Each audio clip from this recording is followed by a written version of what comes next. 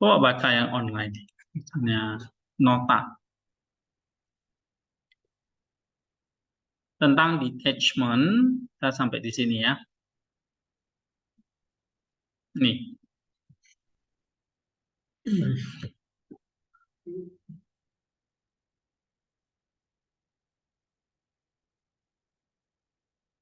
Nota, coba baca.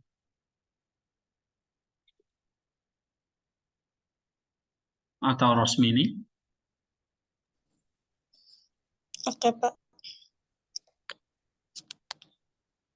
Godaan bagi kita ketika sudah undur dan melepaskan ikatan duniawi adalah kita bisa menjadi iri terhadap mereka yang penuh belas kasihan dan kebajikan, dan kita merasa menyesal tidak bisa berbuat seperti mereka. Ingat, tujuan musuh kita adalah untuk membuat kita kembali lagi kepada dunia dan membuat kita putus asa. Iya. Jadi kalau sudah undur, ya pasti ada godaan untuk kembali gitu. Nah, kita diingatkan untuk apa? Nah, jadi kalau kita sudah melepaskan ikatan dunia, kita bisa iri ya. Ada orang-orang yang punya segala hal misalnya gitu. Atau kita bisa merasa menyesal ya. Kita tidak bisa berbuat seperti mereka.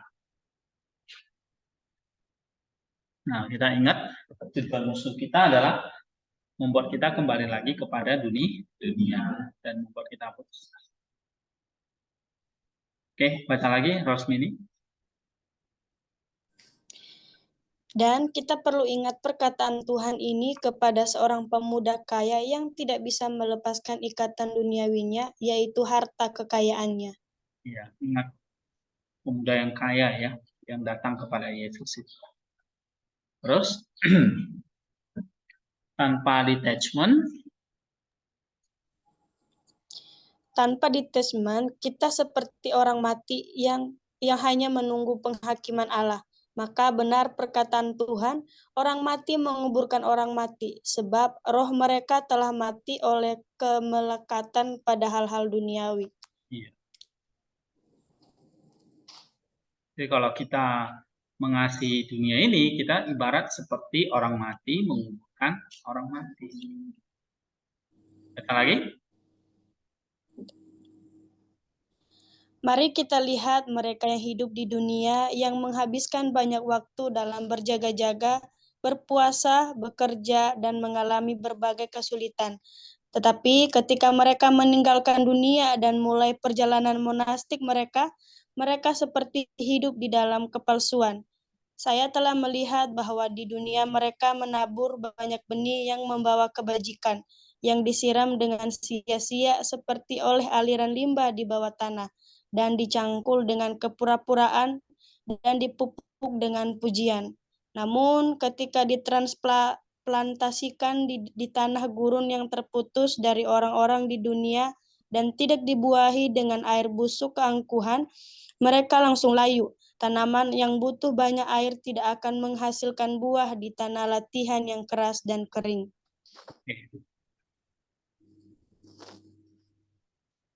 Apa ini?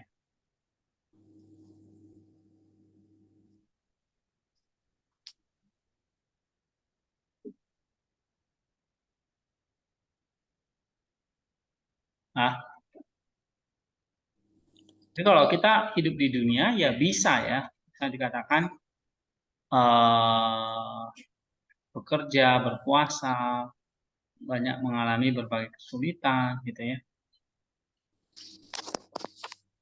Tetapi ketika mereka meninggalkan dunia dan masuk ke dalam monastik mereka, mereka hidup di dalam kepalsuan.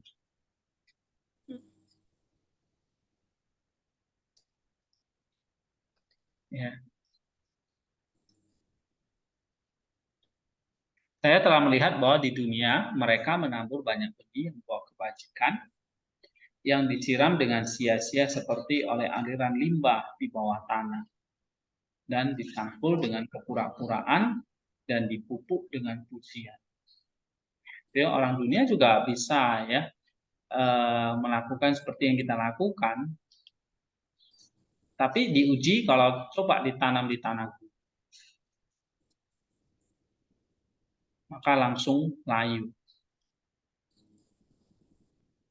Ya. Gitu. Jadi ujian iman kita coba kita ditanam di tanah yang kering, layu nggak kita langsung mati gitu. Misalnya ada ini apa John Primakus. Ya, maka latihan atau tanaman di tanah yang kering itu adalah latihan yang keras, gitu.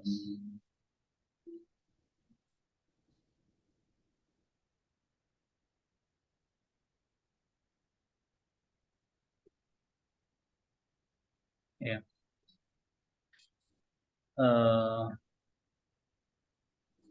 Ya memang nggak semua orang akhirnya bisa ini ya hidup di latihan yang kering gitu, di tanah yang keras dan kering.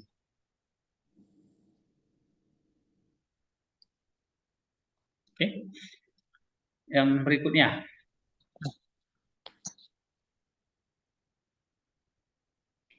Keberjagaan batin menjadi cara untuk tetap di dalam detachment.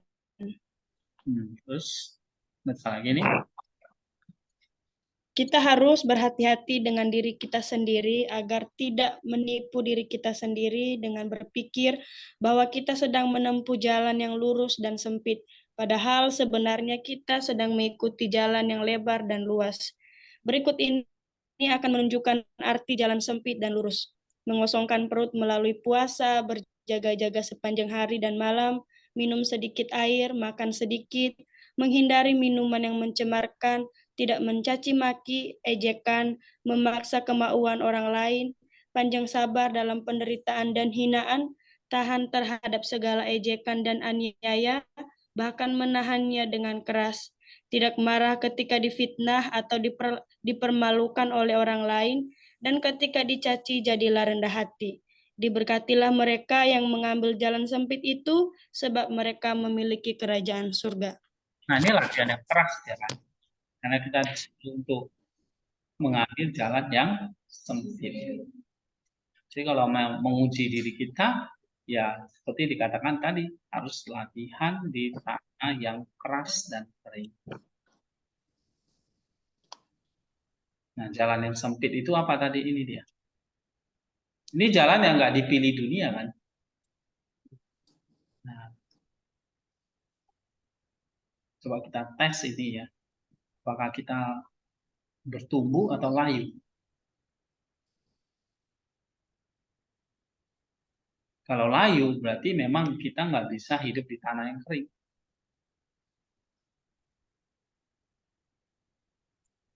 Tapi kalau kita bisa, ya,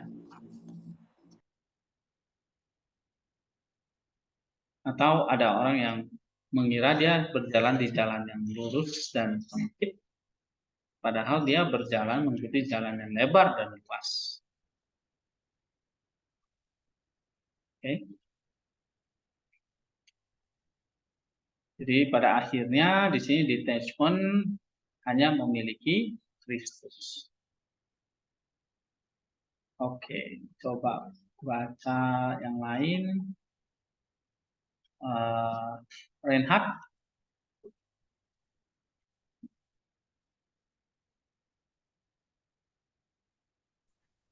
Yang mana kok? Yang mulai ingat. Yang ini. Ingat. Oke. Ingat setelah detachment, maka iblis menghangatkan hati kita dengan ingatan akan orang tua dan keluarga kita. Maka marilah kita membentengi diri kita melawan mereka melalui doa. Dan marilah kita menyalakan di dalam diri kita sendiri ingatan akan api yang tak berkesudahan, sehingga dengan ingatan ini kita akan bisa memadamkan kehangatan hati kita yang tidak pada waktunya. Ya. Kalau kita detachment, kita bisa menyesal ya. Kalau kita kepikiran dengan orang tua, keluarga, seorang biarawan gitu kan, dia harus meninggalkan keluarganya. Nah, mereka bisa diserang dengan ingatan seperti itu. Nah, kita membentengi diri kita dengan doa. Dan menyalakan dalam diri kita sendiri ingatan akan api yang tidak berkesudahan. Oke, terus baca lagi. Bagi mereka yang masih muda dan dikuasai oleh hawa nafsu dan kehidupan duniawi, tetapi ini masuk ke dalam jalan monastik menjadi biarawan, biarkan mereka menyerahkan diri mereka pada puasa dan doa. Biarkan mereka meyakinkan diri mereka sendiri tentang perlunya meninggalkan semua kemewahan dan kejahatan, sehingga keadaan akhir mereka nanti tidak lebih buruk dari keadaan pertama. Pelabuhan ini, kehidupan biara, memberikan keamanan, tetapi juga membuka seseorang terhadap bahaya. Mereka yang mengarungi lautan spiritual menyadari hal ini. Sungguh akan menjadi pemandangan yang menyedihkan jika melihat orang-orang yang telah menanggung bahaya laut lepas menderita karam kapal saat berada di pelabuhan. Ya.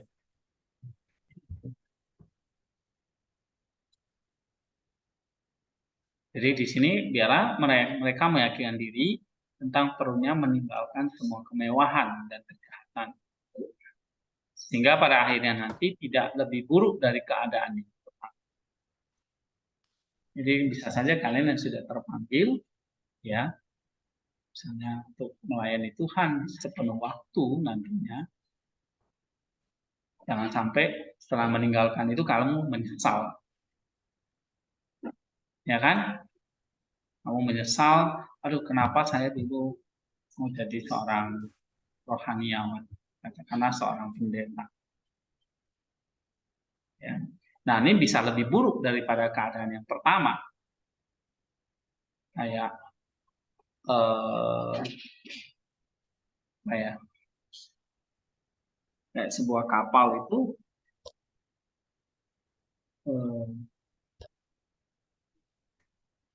kapal yang berlayar di tengah laut itu berbahaya itu bukan apa ya, lautan ya kan, tapi yang berbahaya adalah kalau di dalam kapal itu bocor.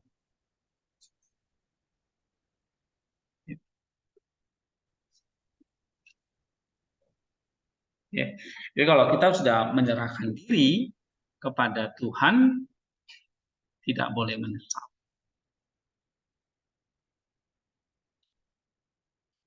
Ya. Yang kedua, yang berikutnya. Ini adalah langkah kedua. Mereka yang menjalankan langkah ini tidak akan membiarkan mereka meniru istri Lot, tetapi Lot, dan melepaskan diri dari ikatan duniawi, Ya. detachment. Jadi, meneladani Lot ya, bukan istrinya. Kalau istrinya kenapa itu? Nah, masih menyesal ya, meninggalkan harta bendanya. Oke. Nah, ini sekarang tentang ada satu setelah pengasingan, setelah detachment kita masuk ke banishment, itu tentang pengasingan. Kayak kita seolah hidup religius berbeda dari orang lain, kayak orang asing. Ya. Coba baca lagi, Ren. Banishment atau pengasingan berarti selamanya meninggalkan segala zona nyaman kita yang mencegah kita mencapai tujuan hidup religius.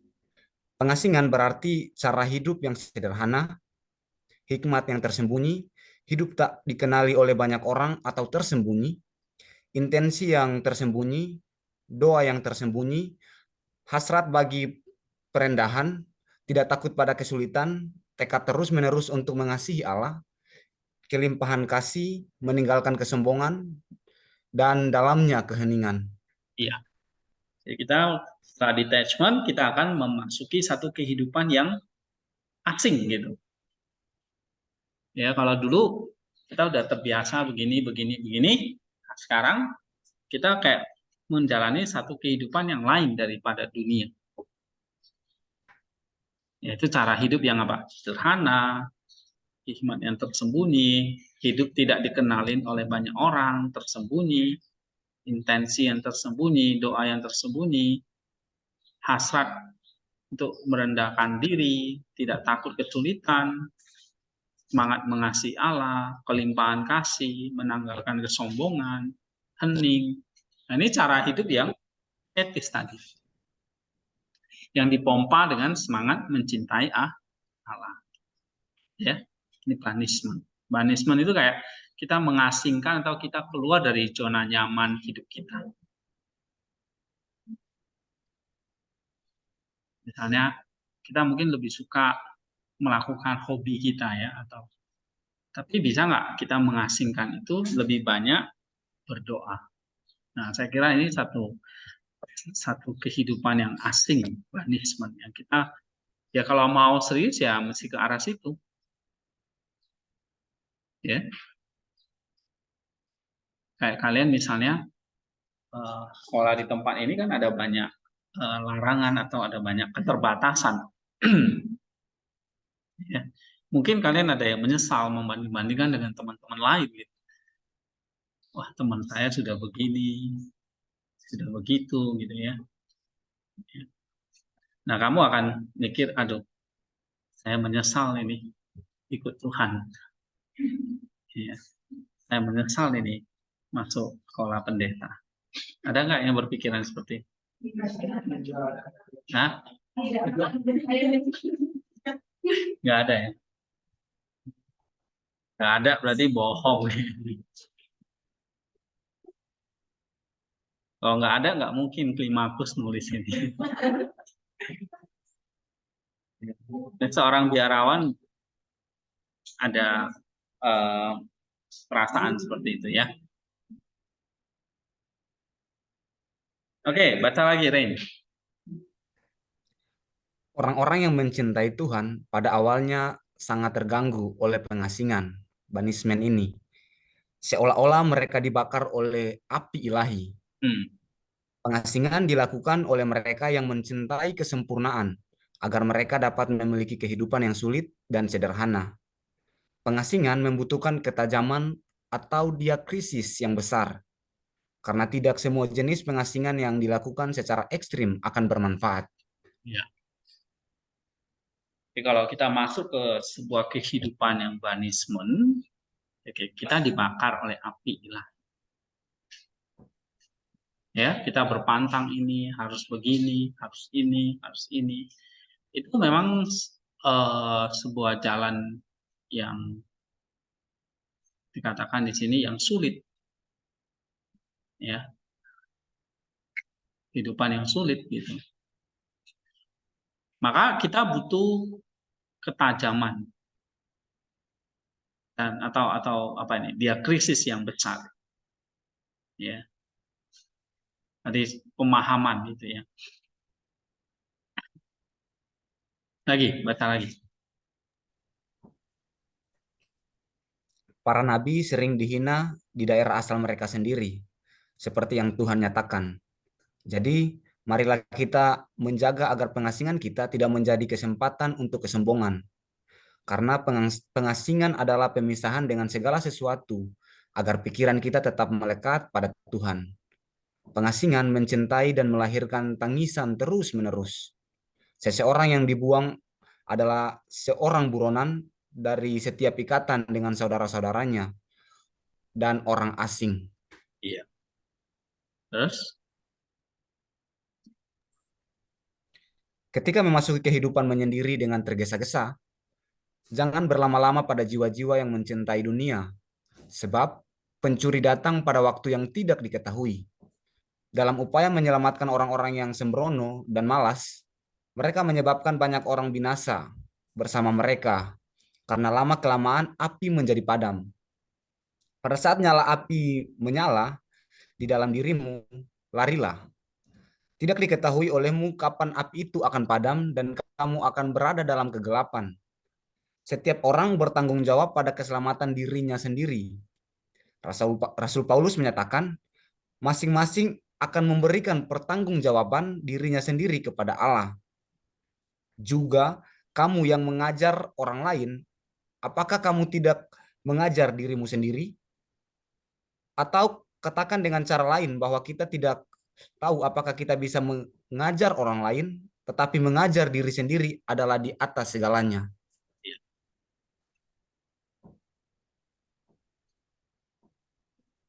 Lagi.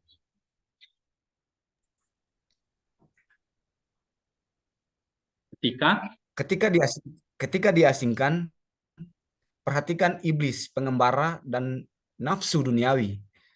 Karena pengasingan kita memberinya celah. Iya. Terus Melepaskan segala sesuatu adalah mengagumkan, tetapi intinya adalah menjalani hidup pengasingan.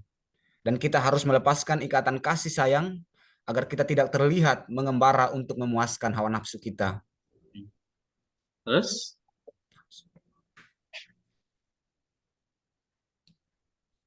Sudahkah kita mengalami pengasingan dari dunia? Tidak lagi menyentuh dunia sebab nafsu yang menyenangkan selalu meminta imbalannya. ya. Terus Hawa diusir dari Firdaus dan ini bertentangan dengan keinginannya. Sedangkan biarawan diasingkan dari rumahnya dan ini sesuai keinginannya.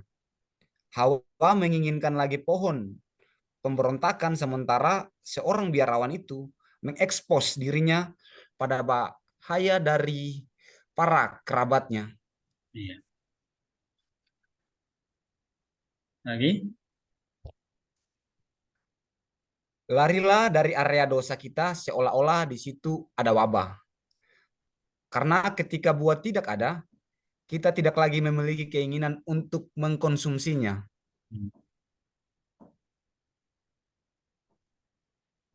Oke. Coba gantian ya. Baca nota. Ada nggak nota?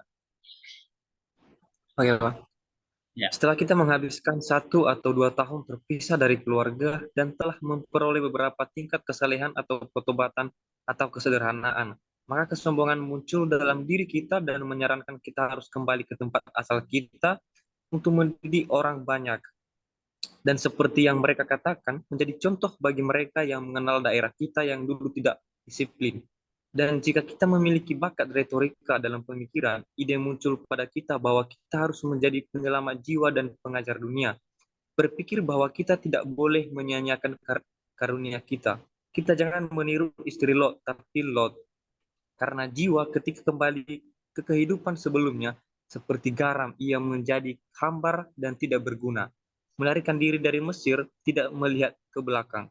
Karena hati yang melirik ke belakang dengan rasa sayang tidak akan melihat Yerusalem, tanah damai. Bagi mereka yang telah meninggalkan saudara-saudaranya dalam kesederhanaan seorang anak pada awalnya, dan telah membersihkan diri dengan beberapa manfaat, dapat kembali ke tempat asalnya dengan tujuan menyelamatkan orang lain setelah menyelamatkan diri mereka sendiri. Namun, Musa yang diberi izin untuk menatap Allah dan diutus oleh Allah untuk menyelamatkan umatnya sendiri menghadapi banyak bahaya ketika berada di Mesir yang merupakan malam-malam gelap dunia. Oke. Saya kira jelas ya. Jangan selalu kembali ke tempat asal. Maka kalian sudah keluar di sini, jangan kembali lagi. Nah, kembali lagi pasti jadi hidup yang lama. Lihat tuh alumni-alumni. Mabuk ya mabuk lagi. Ya kan? Judi ya judi lagi. Laga ayam ya laga ayam lagi dia. Ada itu. Jadi masih mau kembali. Oke. Nah, dikatakan ini karena jiwa ketika kembali ke kehidupan sebelumnya seperti garam, ia menjadi hambar dan tidak. Jadi kalau sudah keluar dari Mesir, jangan balik lagi gitu. Ya, Nota, gimana kamu? Akan kembali lagi ke Mesir? Yap. Oke, ini artinya secara spiritual ya. Kita kalau sudah mengkomit kepada Allah, ya jangan lagi balik lagi meninggalkan dia. Ya. Kita mungkin bisa banyak alasan di situ dikatakan, aku mau mendidik orang banyak di sana, mau jadi contoh bagi mereka yang tidak disiplin, ya kan? Nah itu sebetulnya kesombongan yang muncul. Ya. Tapi kalau Tuhan tidak panggil kamu di sana, ya jangan di sana gitu. Oke? Coba baca lagi nota.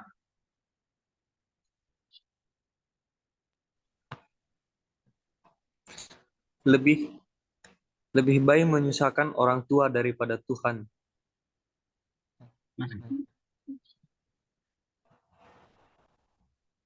Ya. Di atas lagi, Bos. Nah, lebih baik menyusahkan orang tua daripada Tuhan, karena Dia telah membuat kita dan menyelamatkan kita, tetapi orang tua sering menghancurkan orang yang mereka cintai dan mengirim mereka ke kehancuran mereka. Iya. Dan kenapa kamu mau balik? Ya karena orang tua saya sakit. Karena orang tua saya butuh saya.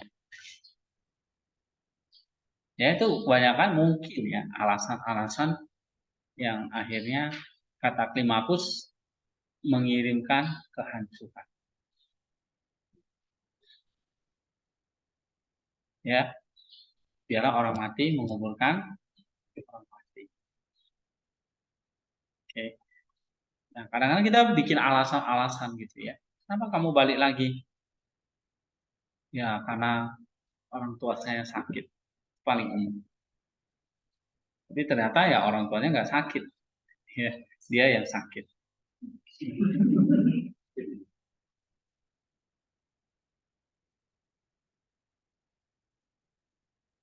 Oke, mengalami pengasingan, baca.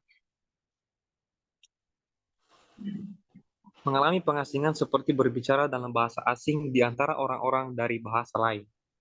Ya, terus nih. Kristus mengajar kita tentang apa yang terbaik bagi kita, karena terbukti bahwa berkali-kali dia meninggalkan orang tuanya atau keluarganya. Ketika dia diberitahu, ibumu dan saudara-saudaramu sedang mencarimu. Tuhan dan guru kita yang baik segera memberi kita teladan pengasingan yang baik, karena pada saat itu dia berkata, ibuku dan saudara-saudaraku adalah mereka yang melakukan kehendak dari Bapakku di surga. Jadi jangan kita dituntut oleh Allah mengasihi Allah terlebih dahulu kan. Mengasihi dia dengan segenap hati, segenap jiwa, segenap pikiran, segenap kekuatan kan gitu. Nah, Yesus sendiri menunjukkan hal itu ya. Dia mengasingkan diri dari orang tuanya, dari keluarganya, bahkan dia mengatakan ibuku dan saudaraku bukan mereka, tetapi mereka yang melakukan kehendak Bapakku. Saya jadi ibu dan bapakmu itu adalah ayahmu, adalah Allahmu. Nah, ini pengasingan namanya. Ya kan? Kita kan mau mana pelayanan? Saya mau dekat dengan keluarga aja. itu belum menjalani pengasingan itu. Ya. Dan ingat, tidak ada nabi yang disukai di tanah asalnya. Jadi jangan mau kembali. Ya. Kamu yang dari Nias harus ke Papua sana, Kalimantan sana. Yang dari Kalimantan harus ke Nias atau harus ke Kamboja, kemana gitu ya. Jangan Nias balik lagi Nias. Gitu. Ya. Jadi dari Nias harus dari barat harus ke timur. Timur harus ke barat.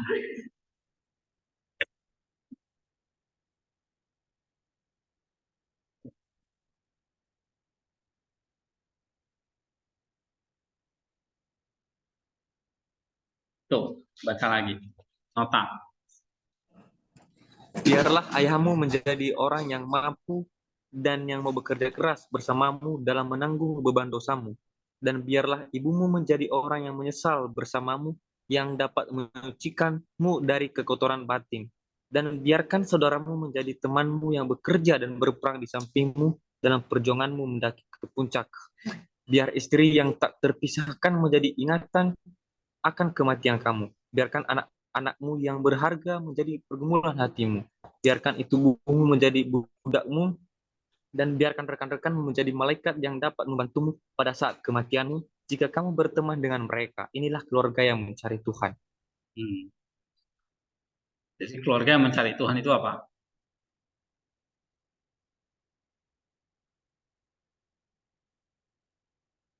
Nah, ayahmu yang seperti apa, ibumu yang seperti apa, saudaramu yang seperti apa, anak-anakmu yang seperti apa, ya kan? Nah, ini kamu mungkin yang rindu keluarga, mungkin boleh tempel ini tulisannya.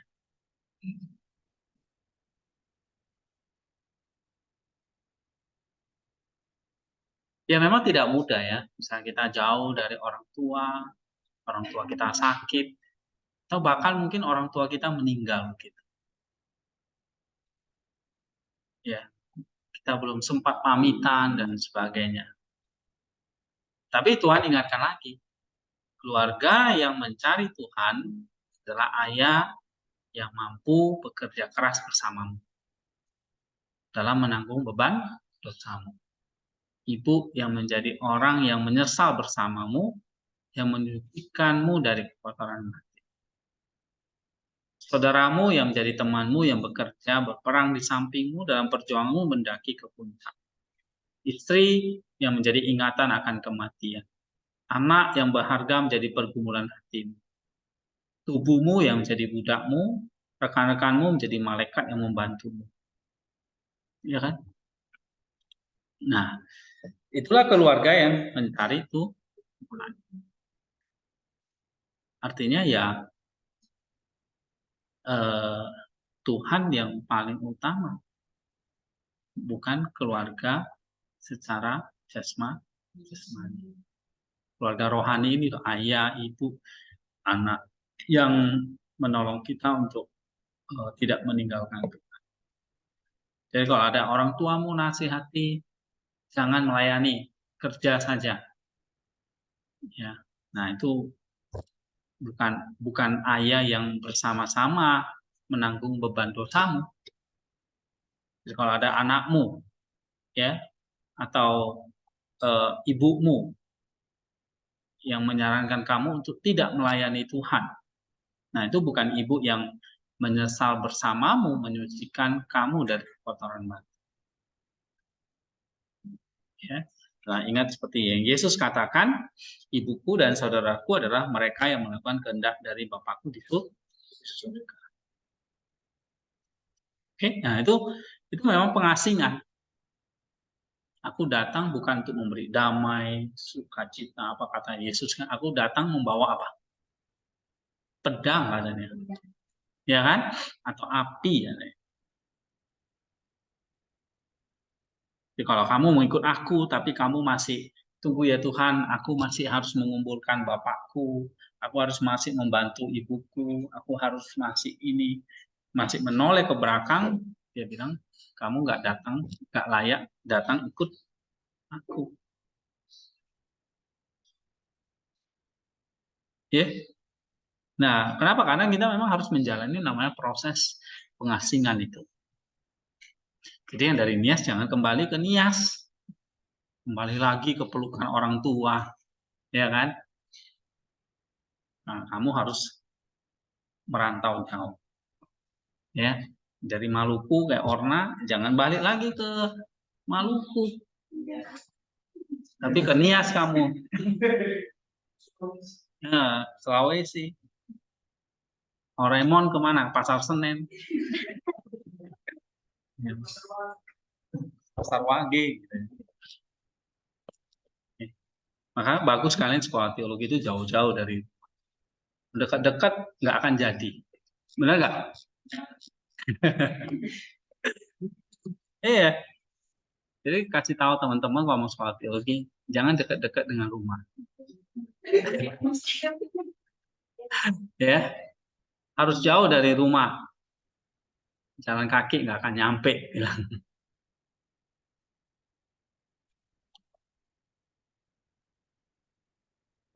Dulu waktu saya mau masuk pas sekolah teologi itu di Medan itu ada banyak sebetulnya STT ya. Salah satu yang saya lirik itu adalah tulisannya gede, STT apa ya, baptis, waktu itu ada STT Sabda Allah apa itu ya, saya lupa, STT Abdi Allah apa ya, ada STT Metodis, banyak. Tapi saya pikir dekat-dekat ngapain lagi ya, gitu.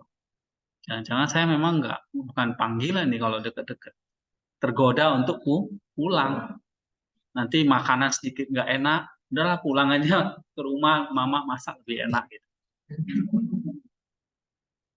Ya kan? Gitu. Ya kalian pilih pulang kan gitu. Rindu masakan kampung. Ya dong. Nah, tuh kalau udah puas makan terus mau ngapain kalian? Ya. Nah, saya sendiri takut gitu kalau saya masuk STT yang dekat-dekat ya, karena saya tergoda nanti untuk ya itu cari yang nyaman gitu. Nah, maka nekat jauh, langsung ke Jawa aja. Ya, terus pelayanan. Saya waktu selesai diajak pulang ke kampung halaman lagi kan, dulu saya di Metodis, pelayanan di sana di gereja Metodis. Ada juga STT-nya dan sebagainya. Ya. Tapi saya pikir kalau saya pulang ya saya akan nyaman gitu. Ya, saya apa? Ya cobalah bertahan tempat yang jauh dari keluarga. Jadi waktu baca Klimakus, ya ada benarnya juga dia ngomong. Ya. Seandainya misalnya di sini nih, kalau kalian dekat-dekat dengan rumah, siapa yang masih bisa bertahan? Mungkin 90% akan pulang semua. Ya, kayak siapa ini? Lismar misalnya ya. Dia kalau mau pulang, dia harus nyebrang laut loh. Tapi ada juga yang kabur ya kan. Ya. Jadi kalau udah datang seperti ini ya, kali layar terkembang, pantang pulang, harusnya nggak boleh pulang. Ya. Pak, nanti nggak ada yang melayani keluarga saya. Ya berdoalah, ada pendeta yang melayani. Ya.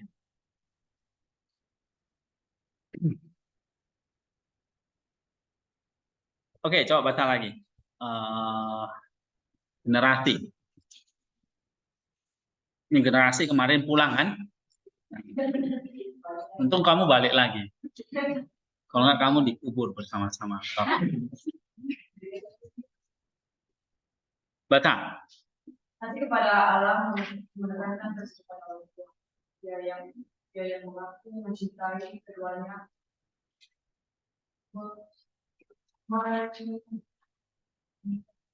Menyesatkan. Menyesatkan dirinya sendiri.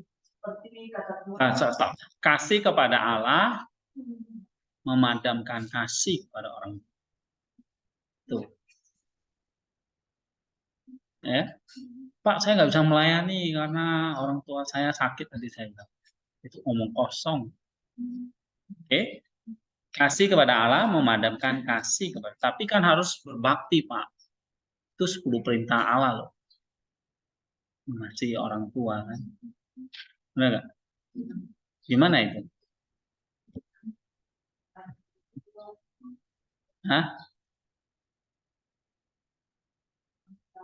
Iya. Menghormati orang tua maksudnya kan mengasihi dia.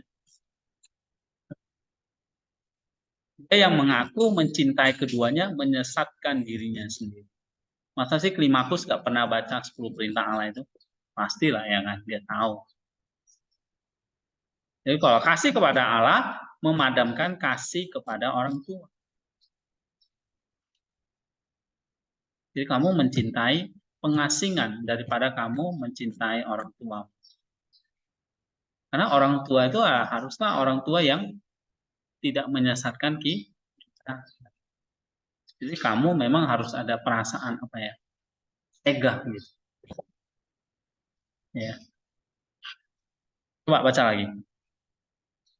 Tidak ada yang bisa mengabdi kepada Tuhan, aku tidak datang kepada Tuhan, membawa kedamaian di bumi, memiliki cinta orang tua, yaitu cinta anak-anak dan saudara-saudara yang menyayangi. Tapi berlaku dan pedang memisahkan mereka, mencintai Tuhan dan mereka yang di dunia. Nah, Memisahkan yang duniawi dari spiritual dan sombong, dari yang rendah hati, rela kebenaran dan kebenaran, menyenangkan Tuhan ketika hal itu datang dari kasih kepadanya. iya. Jadi ingat ya Riko. Ya. Riko ini katanya mengasihi orang tuanya. Benar nggak? Kamu ngasih ibumu nggak? Hah? Ngasih. Jadi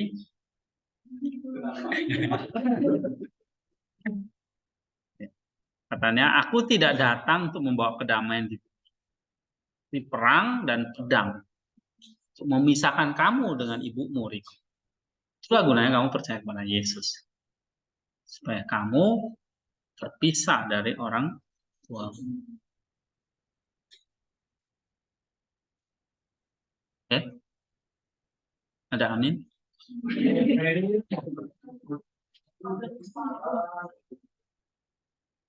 Nah, bisa nggak?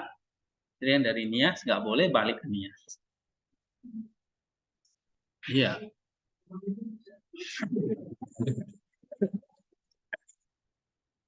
Berlibur ya boleh lah. Ini kan bicara soal mengasihi itu. Oke, sebentar lagi ya kita selesaikan. Baca lagi generasi. Berhati-hatilah.